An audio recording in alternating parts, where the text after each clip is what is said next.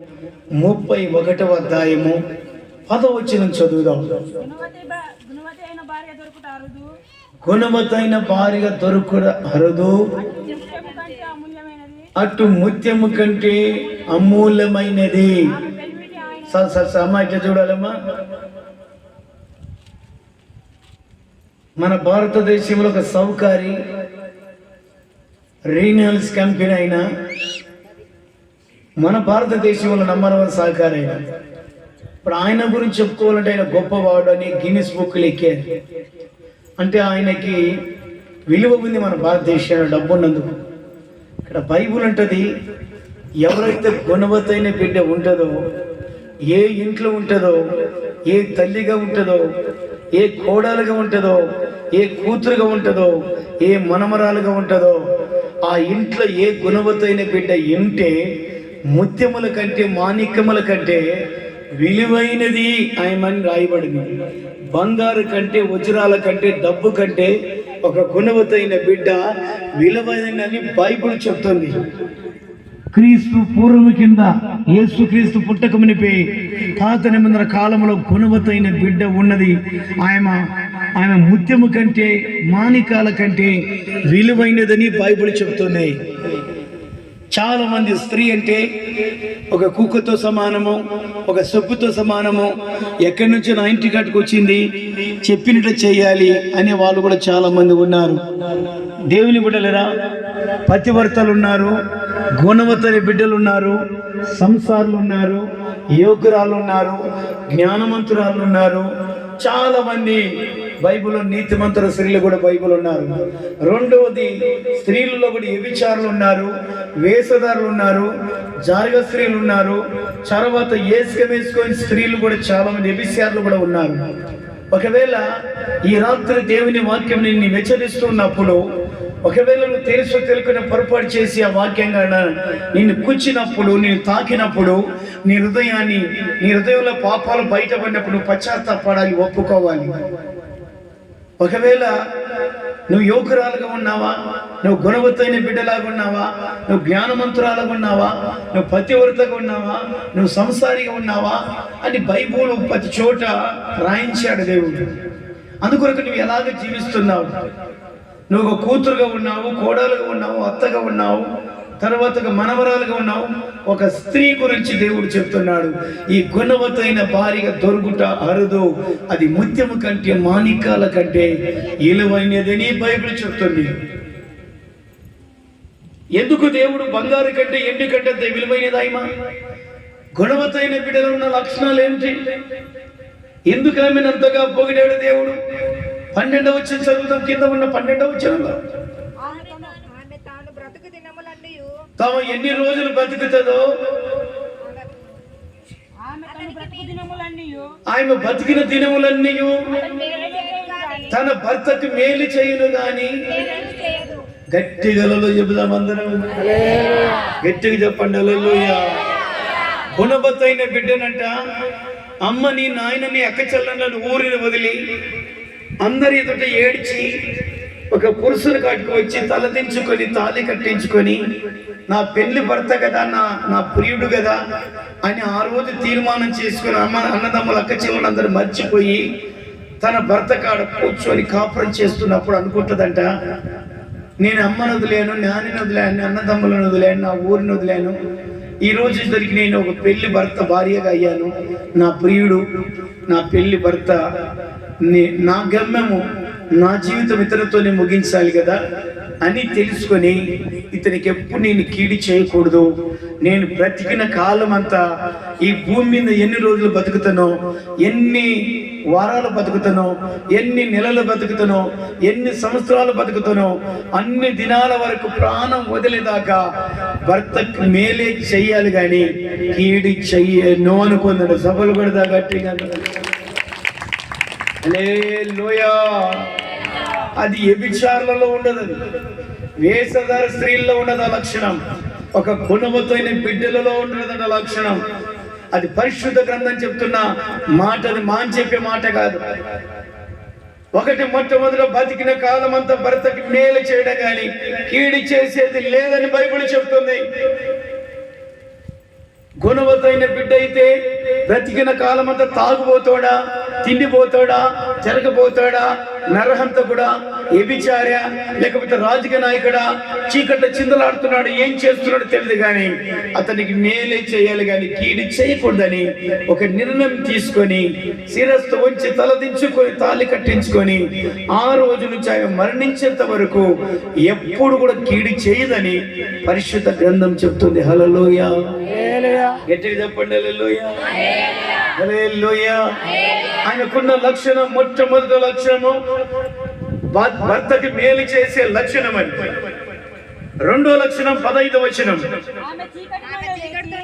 ఆమె చీకటిలో లేచి ఇంటి వాళ్ళు తోడుకోడాలు ఉన్నదా, అత్త ఉన్నదా, చిన్నవాళ్ళు ఉన్నారా, పెద్దవాళ్ళు ఉన్నారా, ఎవరు వలి చేయాలి కదా, పని ఇల్లు చేయాలి కదా, వలి చేయాలని అనుకోకుండా స్వార్థం లేకుండా మంచి మనసుతో చీకట్లుగా ఉండి కసువు కొట్టి మొత్తం సామంతా కడిగేసి సమృద్ధి ఇంట్లో వాళ్ళకి అన్నము సిద్ధపరిచే మనసు, మంచి మనసు ఉందంట ఈమెకి. రెండో లక్షణం. హల్లెలూయా, ఎట్టి చెప్పండి హల్లెలూయా. ఎన్నో లక్షణం ఇది? రెండో లక్షణం. మూడో లక్షణం 17వ వచనం, ఆమె నడికట్టు చేత ఆ నడుమును బలపరుచుకొని చేతులతో బలముగా పని చేయను. ఈమెకున్న లక్షణాలు ఏమిటంటే ఆమె పని చేయడానికి నేర్చుకుంటుందట, బాగా నడుము కట్టుకొని బలంగా పని చేస్తుందట. ఒకవేళ పని చేసి పని చేపిస్తుందంట. హల్లెలూయా, గట్టిగా చెప్పండి హల్లెలూయా, హల్లెలూయా. ఈమెకున్న లక్షణం అది. ఒక ఆమె ఇద్దరు ముగ్గురు కోడళ్ళు వచ్చారు. ఆమెకు ఒక 45 సంవత్సరాలు 50 సంవత్సరాలు ఉంటాయి. ఆమె లేచి వెంటనే కోడలందరూ మంచగా దిగకుమనికి అత్తకి బెడ్ కాఫీ ఇవ్వాలి. తర్వాత వెంటనే టిఫిన్ తయారు చేయాలి, వెంటనే భోజనం తయారు చేయాలి. అత్తని కింద కాలు పెట్టకుండా చూసుకుంటారు వాళ్ళు కోడళ్ళు, వాళ్ళ భర్తలకు భయపడి. ఒకప్పుడు ఆమెకి ఇంత సీన్ లేదు, అత్తగా కోడలుగా ఉన్నప్పుడు అంత సీన్ లేదు. ఆమె పక్క తాగుబోతు. ఎవరు చెప్పమ్మా? అత్త ఒకప్పుడు తాగుబోతు, ఫుల్ తాగి నొరు కక్కి పండుకునేది, మురిగింది. ఈమె కోడళ్ళు వచ్చినప్పుడు ఈమె కాలు పిసుకాలా, పెట్టి కాపీ ఇవ్వాలా, లేకపోతే టయాలు పెట్టాలా? అవసరమా? నీ హోదా ఏమిటి, నీ స్థితి ఏమిటి? ఒకప్పుడు ఏ స్థితిలో ఉంటివి, ఏ హోదాలు ఉన్నావు? ఒకవేళ కోడాలంటే నీకు కూడా కూతుర్లు ఉంటారు కదా, చూసుకోవచ్చు కదా. ఈమె గుణవతైన బిడ్డ అయితే కదా, ఈమె ఒకవేళ జ్ఞానం కలిగిన బిడ్డ అయితే కదా, నాయనను వదిలిపెట్టి నా పిల్లల కాటుకు వచ్చారు కదా, నా బిడ్డల్లాగా చూసుకోవాలి నా కోడలని కదా అని చేయకుండా స్టైల్ పెట్టి కాలు మీద కాలేసి రాకమని బెడ్ కాపించి ఇలా వాడుకునే వాళ్ళు ఎంతమంది లేరు? గుణవతైన బిడ్డలలో లక్షణాలు అవి కాదు. పని చేపించే లక్షణము మూడో లక్షణం. హల్లెలూయా, చెప్పండి గట్టిగా. మీరు కూడా అదే స్థితిలో ఉన్నారా? మురిగిన స్థితిలో ఫుల్ తాగింది, కుక్క వచ్చి నాకుతుందే, పంది వచ్చి నాకుతుందే, ఏడంటేడ పడిపోయింది మురిగిని. కోడల్లో స్థలకే నిర్రగా నీలిగిస్తుంది. మన చచ్చిపోయిన సేవ కాల్చినప్పుడు నిర్రగా నీళ్ళు తెచ్చిపట్ల.